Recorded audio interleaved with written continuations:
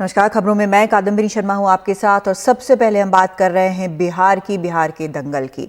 बिहार के मुख्यमंत्री नीतीश कुमार ने गुरुवार को वाल्मीकि नगर की सभा में जनसंख्या आधारित आरक्षण की बात कही। उन्होंने कहा कि जनसंख्या आधारित आरक्षण लागू होना चाहिए। मुख्यमंत्री के बयान के पीछे अति पिछड़ा वोट बैंक की गोलबंदी की कोशिश दिखाई दे रही है। वहीं ऐसे बयान से बीजेपी को अपने सवर्ण वोटरों के खिसकने का खतरा दिखाई दे रहा है। लिहाजा बीजेपी ने मुख्यमंत्री के इस बयान पर सफाई दी। देश के कानून मंत्री और बीजेपी के वरिष्ठ नेता रविशंकर प्रसाद ने साफ कर दिया कि बीजेपी इस कानून को लेकर कुछ अलग नहीं करने जा रही है। आरक्षण को लेकर वो कानून के दायरे में ही हर फैसला लेगी। और संख्या वगैरह का सवाल है, वो तो जो जनगणना होती है और उसी के बाद निर्णय होता है, और ये निर्णय कोई हम लोगों के हाथ का नहीं है जनगणना वाला। हम लोग तो चाहेंगे भी जितनी आबादी है उस हिसाब से उसको रिजर्वेशन का प्रावधान होना चाहिए। इसमें हम लोगों को कहां कोई दो राय हो सकती है। आरक्षण के बारे में हमारी सोच बहुत स्पष्ट है। जो संवैधानिक आरक्षण है उसके हम पूरे समर्थक हैं। भाजपा की सरकार ने पिछड़ों को विकास के लिए सिर्फ प्रॉमिस ही नहीं किया है, काम भी करके दिखाया, आरक्षण भी दिया है। और हमारी एनडीए की सरकार थी नरेंद्र मोदी की, जिसने 10% गरीब अगड़ों के लिए भी आरक्षण दिया है। तो हम इस तरह से समावेशी भारत की कल्पना करते हैं। और बिहार की चुनावी रैलियों में लगातार नीतीश कुमार पर हमलावर रहे तेजस्वी यादव ने आज एक बार फिर नीतीश पर हमला बोला। तेजस्वी ने कहा कि नीतीश कुमार की वैचारिक प्रतिबद्धताओं को पूरा देश जानता है। उनकी विश्वसनीयता पूरी तरह खत्म हो चुकी है।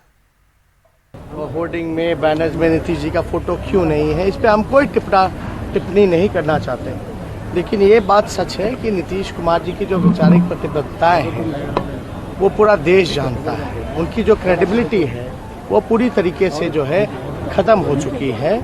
और जनता ने इस बार, चाहे बीजेपी हो या नीतीश कुमार जी हो, फर्स्ट फेज के बाद एक क्लियर संदेश पूरे बिहार में ही नहीं बल्कि देश में दिया है कि मुद्दे पे भी चुनाव हो सकता है और बीजेपी और नीतीश जी दोबारा सत्ता में नहीं आने जा रहे। उधर बिहार के मुख्यमंत्री नीतीश कुमार के गृह जिला नालंदा के लोग भ्रष्टाचार से परेशान हैं। सरकारी ऑफिस के बाहर लोगों ने ही भ्रष्टाचार की पोल खोल दी। राजगीर ब्लॉक ऑफिस के बाहर भ्रष्टाचार के मुद्दे पर खरी खरी सुनाई लोगों ने। नालंदा के राजगीर में ब्लॉक ऑफिस के बाहर लगी चौपाल में कुछ लोगों से बात की हमारे संवाददाता रविशंकर शुक्ला ने। नीतीश कुमार जी कहते हैं कि उनके राज में करप्शन बहुत कम हुआ। ये जो ब्लॉक ऑफिस में हम खड़े हैं, क्या मतलब आपको लग रहा है कि भ्रष्टाचार कम हुआ है? आपका काम हो जाता है बिना पैसे दिए हुए? भ्रष्टाचार चरम सीमा पर है जी। यहाँ पर बिना पैसा के ये काम नहीं होता है। जो पैसा नहीं देता है उसका काम नहीं हो पाता है। सबसे ज़्यादा भ्रष्टाचार इन्हीं के राज्य में हुआ है। चल के देखिए, ये देख रहे हैं ना नल जल वाला, ये रोड देख रहे हैं ना कटा हुआ। ये सिर्फ रोड ही कटा, आज तक नल जल किसी के घर में पहुँचा नहीं है। अच्छा, इसके नीचे देखिएगा ना, कोई पाइप नहीं बिछा अभी तक, सिर्फ रोड को तोड़ दिया गया जनता को बुर्बक बनाने के लिए। इलेक्शन के टाइम घोषणा हुआ है, इलेक्शन टाइम जब घोषणा हुआ है तब इसमें काम लगाया गया थोड़े देर के लिए। आप सिविल में आ जाइए कोई काम कराने के लिए, एकदम सिविल में कोई अथी करके नहीं आइए, देखिए भ्रष्टाचार पता चल जाएगा 2 मिनट में। खुला हुआ है। इनके समय में जाति निवास तो बनता ही नहीं है फ्री में। बिना पैसा के 14 दिन दौड़िए ब्लॉक, तब जाकर, नहीं तो दीजिए इनको 200 रुपया तो 1 दिन में मिल जाएगा। आप दिए, आज दिए और शाम को लीजिए। यहाँ हम लोग देखिए 1 2 3 4 5 लड़का है जो कि पास करके STT बैठे हुए। अच्छा जी, वहाँ भी 2 लड़का है, एक यह देखिए ये भी है। जो हम 2017 से पास होके बैठे हुए हैं, अभी तक हम लोग को बहाली नहीं हुआ है। जब हम पूछते हैं सरकार जब इलेक्शन समय पर होती है तो बहाली समय पर क्यों नहीं होती है? तो अब तो जो है अब वो 10 लाख नौकरियों का किया है ना वादा। देखते हैं इस बार उसको भी मौका दे के देखते हैं क्या करते हैं। भाई आप लिए हैं कागज आधार कार्ड बनवाने के लिए? फिर भी अभी फार्म हमने कल भरवा के अपना मुखिया से साइन करवा के लाए थे। तो कितने दिनों से आप घूम रही हैं? कम से कम 4-5 दिन से घूर रहे हैं। पहले भी, पिछले बार भी 2-2.5 महीना भाजा दौड़ी किया तब भी आधार कार्ड नहीं बना। 4 रोज से बच्चे का आधार कार्ड के लिए 5 रोज से दौड़ रहे हैं। कोई कर्मचारी कभी चीज करवा के लाओ, कभी वो चीज करवा के लाओ। अच्छा, तो ये आप सुबह सुबह शनिवार को यही सब लेकर निकल पड़े हैं? काम अगर जरूरी रहेगा तो निकलना ही ना होगा सर। शनिवार को नहीं बोलिए, ये बोलिए कि सोमवार से ही दौड़ रहे हैं। बहुत दिक्कत हुआ है। हाँ। गरीब आगे चल के भाजपा जेडीयू रहेगा तो सरकार गरीब मर जाएगी। पूरा गरीबे खत्म कर रही है। कैसे गरीब? वो तो बहुत काम कर रहे हैं गरीबों। कोरोना हुआ सर, दिल्ली से पैदल बिहार आ रही है, आ रहे हैं ना।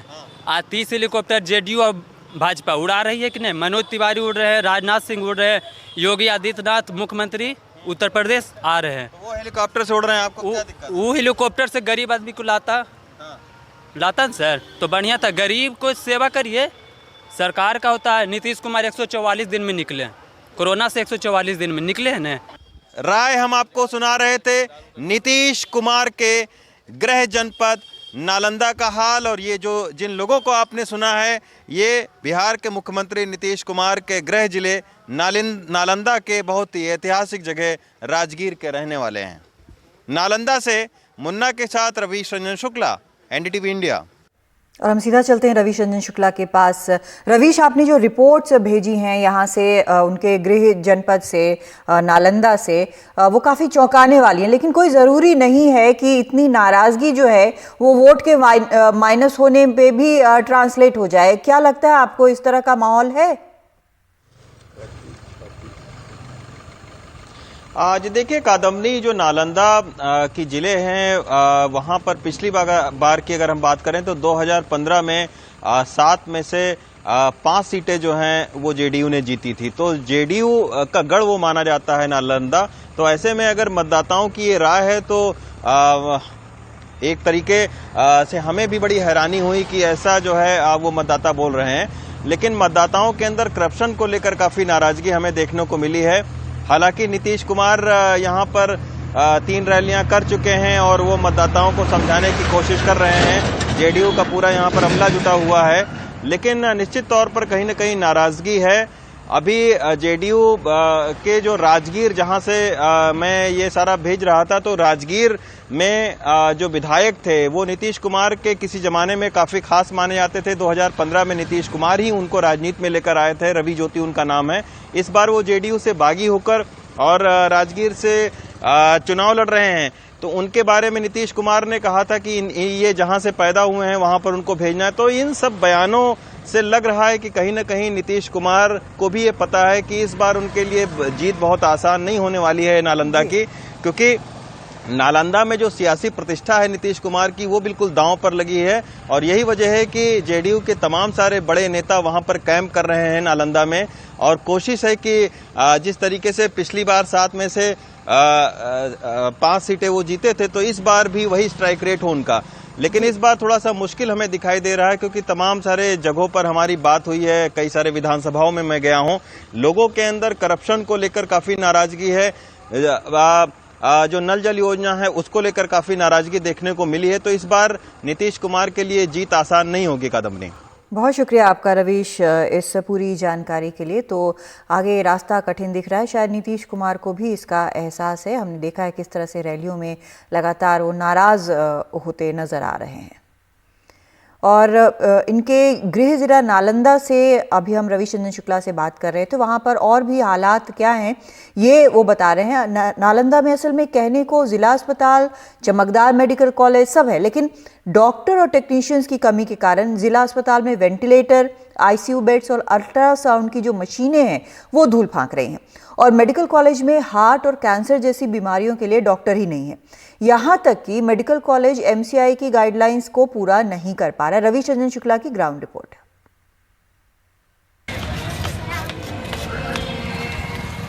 राजधानी पटना से करीब 80 किलोमीटर दूर नालंदा के बिहार शरीफ का ये जिला अस्पताल है। हर रोज औसतन 500 मरीज आते हैं, लेकिन अगर किसी गरीब को हार्ट अटैक हो जाए तो उसका इलाज पटना में ही मिल सकता है।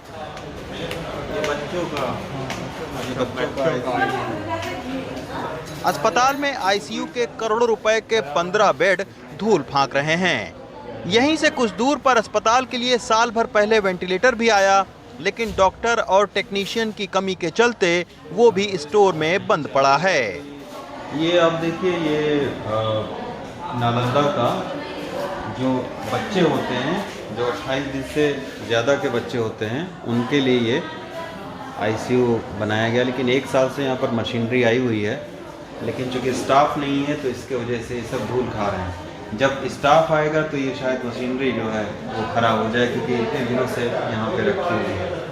काफ़ी अत्याधुनिक मशीनरी हैं ये सारी, जो मशीनें हैं, आईसीयू बेड है, काफ़ी अत्याधुनिक सारी चीज़ें हैं। लेकिन अगर स्टाफ थोड़े दिन और नहीं आएगा तो ये सारे रखे रखे ख़राब हो जाएंगे। तो सरकार को चाहिए कि जल्दी स्टाफ की नियुक्ति करके और इसको शुरू करें, ताकि जो बच्चे हैं उनको पर्याप्त चिकित्सा सेवाएं मिल सकें।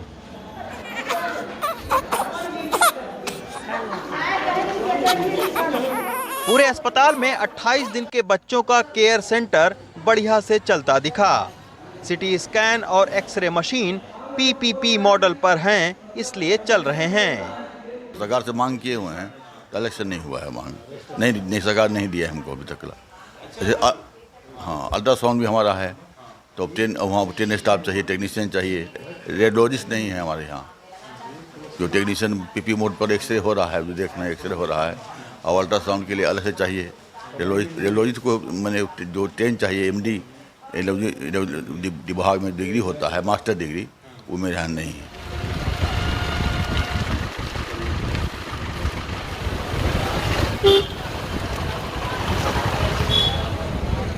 सदर अस्पताल से करीब 15 किलोमीटर दूर पावापुरी के मेडिकल कॉलेज का रुख किया। 2015 में 550 करोड़ रुपए की लागत से यह शानदार बिल्डिंग खड़ी हो गई है। यहाँ वेंटिलेटर और आईसीयू मौजूद है, लेकिन ईसीजी और अल्ट्रासाउंड टेस्ट की हकीकत आप खुद ही सुन लीजिए। आधा जात तो बाहर ही होता, यहाँ होता क्या? तो खाली एक्सारा हुआ था लगता है ना, एक्सारा ईसीजी जांच भी तो उसमें भी नहीं है कबड़ा। ईसीजी नहीं हुआ? ईसीजी हुआ था। अच्छा। तो फिर इसको बाद ही करवाएं लिखित। हालत यह है कि अगर किसी को हार्ट अटैक हो तो पूरे जिले में एक भी सरकारी हार्ट स्पेशलिस्ट नहीं है। इस मेडिकल कॉलेज में MBBS की पढ़ाई तो हो रही है, लेकिन MCI की मान्यता अटकी है। कई बार जो है मेडिकल बोर्ड की तरफ से यहाँ पर बैठकें भी हुई है और निरीक्षण भी किया गया है, जिसमें कई कमियां पाई गई थी, जिसके अंतर्गत उनको निर्देश भी, सख्त निर्देश भी दिया गया था पिछले बार कि जो भी कमी है इसको दूर किया जाए, अन्यथा इसको कैंसिल कर दिया जाएगा। लेकिन उसके बाद भी सरकार इस पर जो है ध्यान नहीं दी और न चेत रही है, जिसका कि आज नज़ारा आप देखने के मिल रहा है यहाँ पर कि इस तरीके से मेडिकल कॉलेज की स्थिति बनी हुई है। डॉक्टरों की कमी के चलते मरीज यहाँ आने के बजाय पटना जाने में ज्यादा भरोसा रखते हैं और करोड़ों की लागत से बने मेडिकल कॉलेज में मरीज नाम मात्र के ही भर्ती हैं। सारे जो है वो फैकल्टीज और सारे पारा मेडिकल वर्कर्स इक्विप नहीं किया सकते, खास करके बिहार ऐसे प्रदेश में जहाँ की पूर्व में पारा मेडिकल्स की बहुत ही कमी रही है। तो हो रही है, कुछ कुछ कमियां हैं जिसको कि सरकार भी देख रही है और हम लोग अपने स्तर से भी दूर कर रहे हैं। नालंदा जिले के मेडिकल कॉलेज की बिल्डिंग शानदार है, लेकिन अंदर मरीज से ज्यादा खाली कुर्सियां और बेड पड़े हैं, जो स्पेशलिस्ट डॉक्टर और तकनीकी सहायकों की कमी से वीरान हैं। नालंदा से रवि रंजन और मुन्ना के साथ रवीश रंजन शुक्ला, NDTV इंडिया। बिहार के मुजफ्फरपुर में रैली के दौरान जन अधिकार पार्टी के प्रमुख पप्पू यादव का मंच टूट गया। पप्पू यादव के भाषण के दौरान मंच पर काफी लोग जमा हो गए, तभी मंच टूट गया। इस हादसे में पप्पू यादव के हाथ में फ्रैक्चर हुआ है, उन्हें इलाज के लिए पटना ले जाया गया है।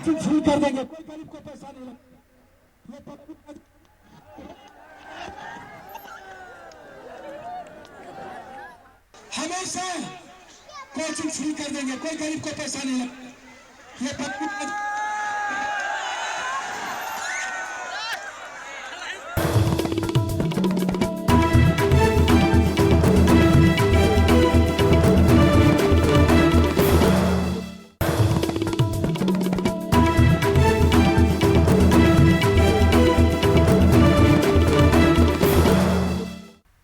उत्तर प्रदेश के मुख्यमंत्री योगी आदित्यनाथ ने कहा है कि राज्य में लव जिहाद के खिलाफ कानून बनेगा। उन्होंने कहा कि इलाहाबाद हाई कोर्ट ने भी कहा है कि शादी के लिए धर्म परिवर्तन जरूरी नहीं है, इसलिए हम लव जिहाद को सख्ती से रोकने का काम करेंगे। उन्होंने चेतावनी देते हुए कहा कि जो लोग नाम और धर्म छुपाकर बहन बेटियों के साथ खिलवाड़ करते हैं, अगर वे नहीं सुधरे तो उनकी राम नाम सत्य है की यात्रा निकलने वाली है। इलाहाबाद हाई कोर्ट ने एक आदेश दिया है कि धर्म परिवर्तन के लिए शादी ब्याह के लिए धर्म परिवर्तन आवश्यक नहीं किया जाना चाहिए, इसको मान्यता नहीं मिलनी चाहिए। और इसलिए सरकार भी निर्णय ले रही है कि हम लव जिहाद को सख्ती से रोकने का कार्य करेंगे। एक प्रभावी कानून बनाएंगे। छद्म में चोरी छुपे, नाम छुपा करके, स्वरूप छुपा करके जो लोग बहन बेटियों की इज्जत के साथ खिलवाड़ करते हैं, उनको पहले से मेरी चेतावनी, अगर वे सुधरे नहीं तो राम नाम सत्य है की यात्रा अब निकलने वाली है।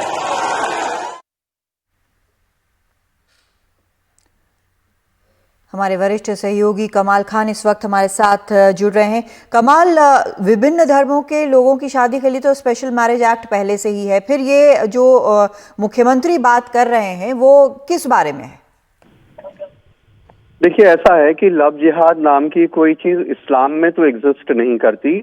जितना इतने दिनों में हमने इस्लाम को पढ़ा है उसमें इस चीज का कोई अस्तित्व नहीं है, ना कोई जिक्र है। ये टर्मिनोलॉजी आरएसएस और उसके जो अनुषांगिक संगठन है और उनकी सोच के लोग हैं उनकी पैदा की हुई है। उनको एतराज ये है कि किसी हिंदू को किसी दूसरे धर्म के लोगों से शादी नहीं करना चाहिए, वो ऐसा मानते हैं। तो जब भी कोई हिंदू लड़की मुस्लिम लड़के से या हिंदू लड़का मुस्लिम लड़की से शादी करता है तो वो उसको लव जिहाद का नाम दे देते हैं।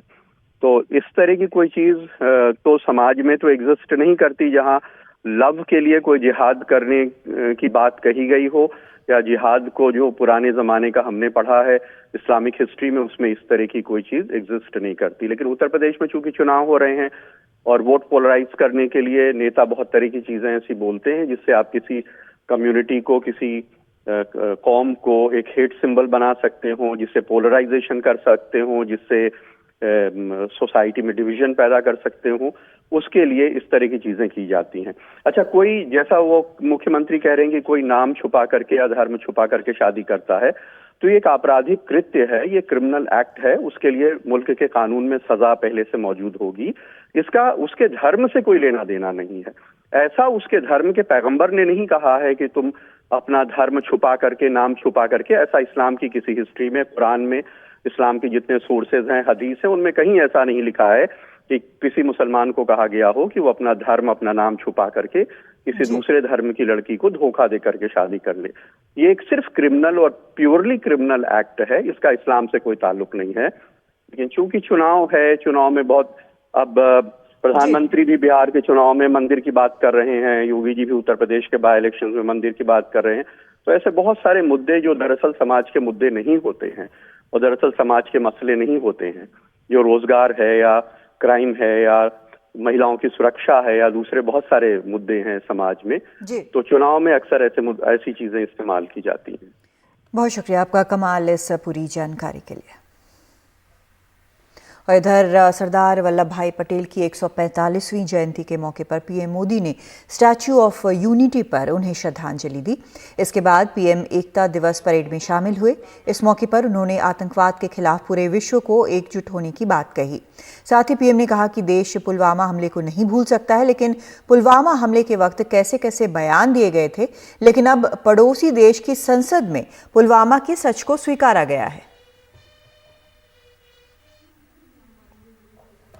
सरदार साहब के प्रति अगर आपकी श्रद्धा है तो इस महापुरुष की इस विराट प्रतिमा के सामने से आपको आग्रह करूंगा कि देश हित में,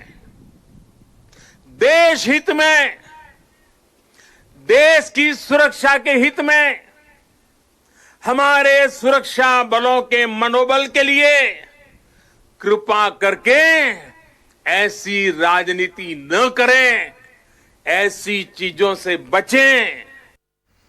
और रुख करते हैं एक और खबर का। चुनाव आयोग के फैसले के खिलाफ अब एमपी के मध्य प्रदेश के पूर्व मुख्यमंत्री कमलनाथ अब सुप्रीम कोर्ट पहुंच गए हैं। उन्होंने सुप्रीम कोर्ट से चुनाव आयोग के फैसले पर रोक लगाने की मांग की है। असल में चुनाव आयोग ने उनके स्टार कैंपेनर के स्टेटस को ख़त्म कर दिया, उनके बयानों से नाराज़ होते हुए और उन्हें गलत बताते हुए। इसी के खिलाफ अब कमलनाथ जो हैं वो सीधा सुप्रीम कोर्ट पहुंचे हैं। आशीष भार्गव हमारे सहयोगी इस वक्त हमारे साथ जुड़ रहे हैं। आशीष, क्या कुछ कहा है इन्होंने अपनी याचिका में? अजी देखिए, सुप्रीम कोर्ट में कमलनाथ आए हैं और वो ये कह रहे हैं कि इस तरीके से चुनाव आयोग फैसला नहीं ले सकता, ये उनके मौलिक अधिकारों के खिलाफ है। चुनाव आयोग ने उनको नोटिस तक नहीं किया इस मुद्दे पर, और इस तरीके से किसी पार्टी का एक अधिकार होता है कि वो किस व्यक्ति को, किस नेता को अपना स्टार कैंपेनर घोषित करे। तो इस तरीके से चुनाव आयोग के पास कोई अधिकार नहीं है कि वो किसी पार्टी के मौलिक अधिकार और किसी कैंपेनर के, जो नेता है जिसको कैंपेनिंग करनी है, उसके मौलिक अधिकारों का हनन करे। और ये एक संवैधानिक इसको किया जाना चाहिए सुप्रीम कोर्ट के द्वारा, और इसको रद्द किया जाए, इस फैसले पर रोक लगाई जाए। तो काफी महत्वपूर्ण ये मसला है और मुझे उम्मीद है कि सोमवार को ही जल्द सुनवाई की, क्योंकि मांग भी की गई है, तो जल्द सुनवाई इस मुद्दे पर होगी। जी, बहुत शुक्रिया आपका आशीष इस पूरी जानकारी के लिए। तो ये कमलनाथ ने कहा है कि इस बात पर सुप्रीम कोर्ट गौर करे, क्योंकि ये पार्टी के अधिकार क्षेत्र में आता है और चुनाव आयोग के नहीं कि स्टार कैंपेनर की लिस्ट से उनको हटाया जाए।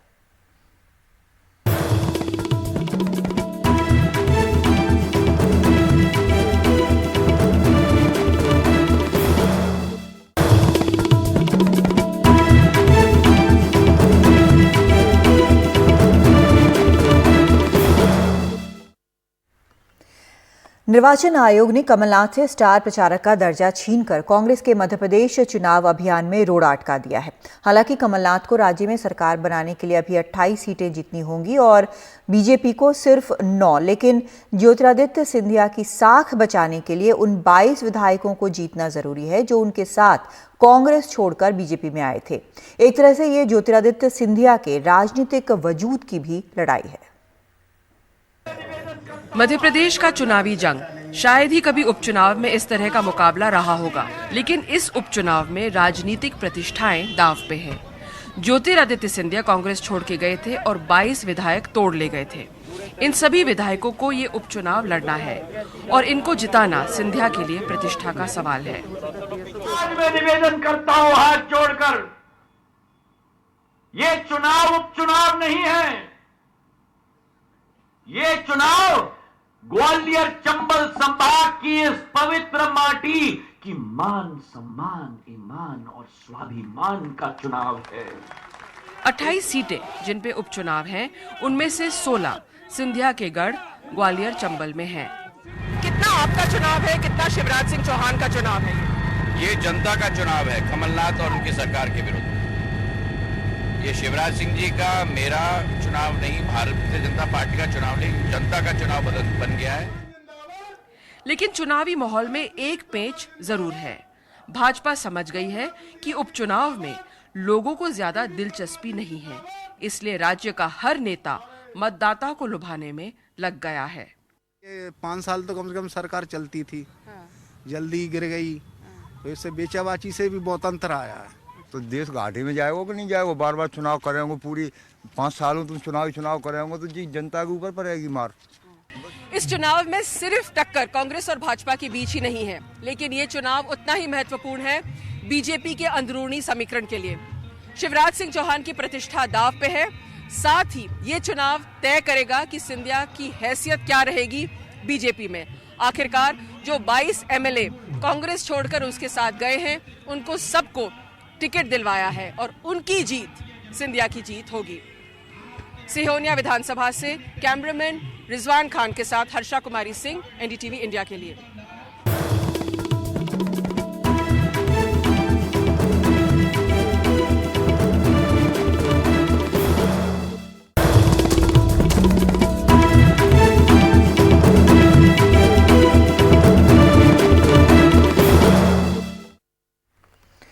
महामारी ने उन लोगों पर भी बड़ा आघात किया है जो छोटी नौकरियों के जरिए ही सही पर हर महीने एक बंधी तनख्वाह पाते थे और अपने परिवार के लिए एक बेहतर जिंदगी बना रहे थे।